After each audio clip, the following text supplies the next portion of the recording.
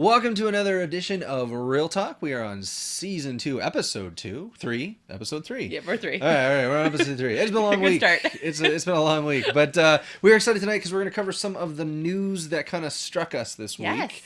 This is kind of a new segment for us. We kind of look through the week and highlight some of the things that got us super excited. So, so Sarah, what I guess is the first thing that really kind of popped up to you this week in news? The Walmart Canada snafu. The Walmart Canada snafu. Give us a 30-second abridged version of what that actually is. So Walmart Canada accidentally posted some pre-orders early, and they happened to have unannounced games in the list. Yes, that was awkward. I think there was like a new Splinter Cell game, Yep. the Gears of War 5, Yep. new Forza Horizon, Rage 2. Rage 2, which I'm going to talk about in a minute, actually. Which was kind of, the developer's comment on that was kind of funny. That was great. So Bethesda, good job. Yeah, that was just wonderful. They did like a nice little screen cap and like highlighted all the problems with the box art, which was just placeholder. It so literally just said Rage 2. Yeah, it was beautiful. I loved Bethesda for that. I appreciate that. Yeah, it was nice. And that got announced now anyways. I hope it didn't ruin any E3 plans or whatever, but... Yeah, I don't think so. No. Unless they... If it did, I'm surprised. It kind of worked in their favor a little bit maybe, but... I would agree. So what was your favorite game that is unofficially announced from... Dragon Quest Builders 2. Okay, all right. That's my jam. That's your jam? There's nothing wrong with that. I never played the first, but I heard it was really good. It's like Minecraft, but Dragon Quest skinned. And you have like quests and like you get building blueprints and stuff. Oh. So I don't know, it's kind of different. Like you have to kind of restart. So like the first one you do like a normal world. Yeah. And then like the second world you go in once you beat that final boss in that one, you go to like a poison world. So you got to avoid poison and stuff like that. So interesting. Like you have to keep going to different terrain. But so is it kind of like, is it a little bit like Portal Knights that way? Yeah, kind of. Okay, like some Portal Knight-esque. Yeah, because you still have to destroy the world, but the blueprints are nice. Like I like having this is like the fortress blueprint, or this is like the armory blueprint. Gotcha. Stuff like and so you just feed resources into it, and then it. Like you have to build it properly, and you have to add like this. Like you have to have a cauldron in this one, and a light, and a certain amount of beds and stuff. Okay. So you can still design it in your own way, but you are given like kind of stuff to work with. Absolutely. Yeah. That's cool. Well, then speaking of Rage 2, there you go. Rage 2, yeah, the good segue there. Rage 2 was actually officially announced shortly after that. They actually dropped a new gameplay trailer yesterday. 2 days ago, May 14th. I trust you. Yeah, we'll go with it. So that was really exciting. I had mixed feelings about the first Rage. I think really, a lot of people did. Yeah, I really loved the game engine.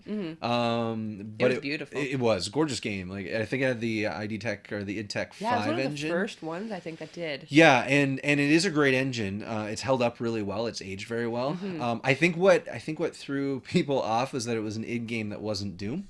Yeah. So I was like, what are you doing? Get back to Doom. And they did that. And they did, and it was great. Yeah. So, but that being said, I am excited to see where they go with this. Yeah. Because interestingly, like the first ones actually felt fairly grounded for the most part, as grounded as a post-apocalyptic dystopian future can be. Understood. But this one actually, from just based on the trailer, seems to be a little more out there, a little more sci-fi-esque elements to it. So if they can find a way to fit that in the story, I'm okay with that. Yeah, absolutely. So that's kind of one of the things I'm excited for.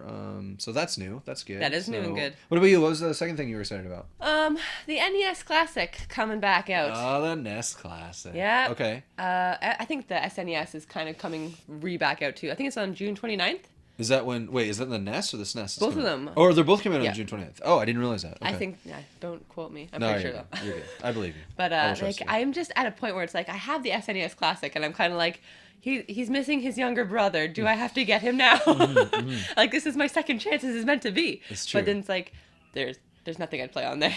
That's fair. I mean, if you weren't, and this is how I feel with the NES and the SNES, and even the remix of all these consoles. I love that they're doing it, but I really feel like it's catering specifically to the age group that grew up with it, which there's nothing wrong with that. But if you didn't grow up with a NES, honestly, I don't know, going back and playing it now would really bring any joy to you. No. If anything, it'd be like, how did people play these games? This controller is so tiny. Like, what happened that they had to play these? But even that controller, I'm pretty sure is like such a short cord too for that one. I will say I hope that with this iteration of the NES Classic they extend it like 3 I would or 4 like that. feet. I don't know if it's gonna happen, but I don't know. I'm at a Yeah, no, I was gonna say even with the SNES Classic, I wish they'd made like a 9-foot cable as opposed to 6-foot something. I'm pretty sure you cable. can buy extender cables, but they like sold out right away. Well, yeah, like they literally, would. if when you bought a controller, you bought the cord. Yeah, no, absolutely. So anyway, so that's I mean that's exciting. I don't know that I would get a NES. I was a Sega Master kid, so for like the 12 people that know what that was, it was the prelude to the Genesis. It came out actually before the Nintendo, I think. Don't quote me on that. I was 4 at the time. But it was a great system. So, like, if they ever came out with a Sega Master remake, I would be all for it. Yeah. But I'd really want a Zapper gun. Yeah. Oh, man. For my Sega Master system. Yeah, like, I'd be more curious about that because I wasn't a Sega kid. Yeah. So, like, I would pick that up because I didn't know those times. Yeah, absolutely. So, I don't know. I hope that's a thing. I would be excited if that was the case. So another piece of news that actually caught me by surprise for 2 reasons. One, I didn't even know they were still making these. And 2, I can't believe they stopped. I'm not being rude. So Sony announced that they're going to stop physical production of games for the Vita, right? So you won't be able to, in North America and Europe, you'll no longer, as of, I think of roughly March of 2019, you'll no longer be able to buy the cartridges for Vita games. It's so true. So, I mean, outside of buying recycled and stuff like that, you won't be able to. Man, you can't even find them. recycled. They laugh at me when I go to EB and ask for Vita games. Like, literally, every time I go to one, they're like, I have one over here and it's a sports game. It's like, no. Well, I mean, don't get me wrong. I loved the Vita when it came out. It was a very unique system. I appreciated the innovation that went into it. Yeah. It was just never properly supported. No. And they had like the Call of Duty on there, and it was garbage Call of Duty. I picked mine up so Target in Canada only lasted like a year or so. I don't even think it was that much. Which was kind of frustrating because it was kind of nice to have some. It was so good. They had the best, like, you can buy digital money on sale, but okay. That's okay. It's all right. It's okay. But when Target was going out of business, they had a crazy sale in electronics. Yes, and so I picked up like the Borderlands 2 edition of the Vita. Oh, really? Yeah, of the Vita for like just over $100. It was awesome. Steal. I would have bought 3. Well, that's it, right? No, they only had they die. Yeah, they only had the one in stock. But so it was a great system, but again, it was just never really supported. So unless you're an RPG fan, like it is nothing. Oh, RPGs and visual novels. That's literally the Vita. Oh yeah, I forgot there were visual novels in there. So I mean, I'm not overly surprised that it's happening. No. To be honest, part of me is surprised it took this long. Yeah. Just because it's been one of those systems that it's been limping along, which is unfortunate because I feel like if it had been properly supported, it really would have given like Nintendo a run for its money. Yeah, like it was so much prettier. It was. And it had the stick on it. Like I didn't have to buy an attachment or another iteration. Like it was there at the beginning, and it was nice. It had trophies. It did have trophies, which is your favorite thing of life. So it was good. So we have time for about one more story. What was the last story that you did you have one other story? I can't remember. I don't know. You go ahead. I got one? Okay, no, it's okay.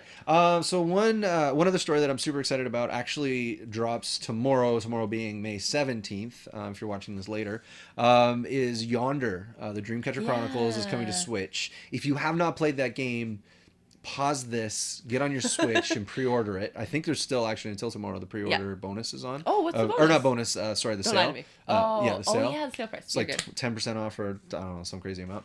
It's better than nothing. It's true. But I will say, it is probably one of my favorite games of life. It is so chill. It is. It is like, you do what you want in your own time. All I'll say is you have to save the world, but there's 0 combat.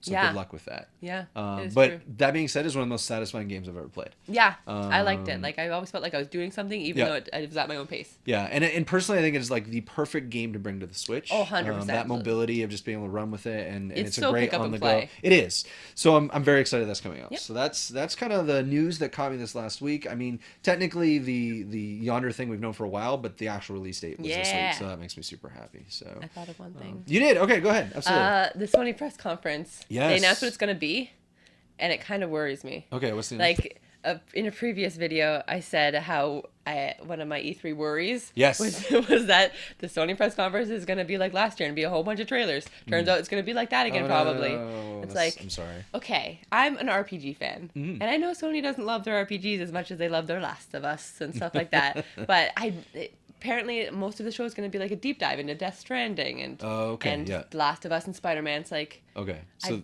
they're picking like it's kind of the AAAs and highlighting the hardcore.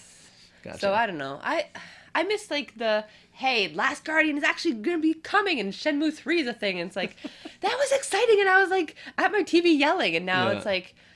Okay. Well, they're just shifting I see gears, Kojima and he's talking nonsense again. It's like, I'm worried. I'm hoping that it's just like one thing that they're doing, and they're gonna like expand on that. Yeah, absolutely.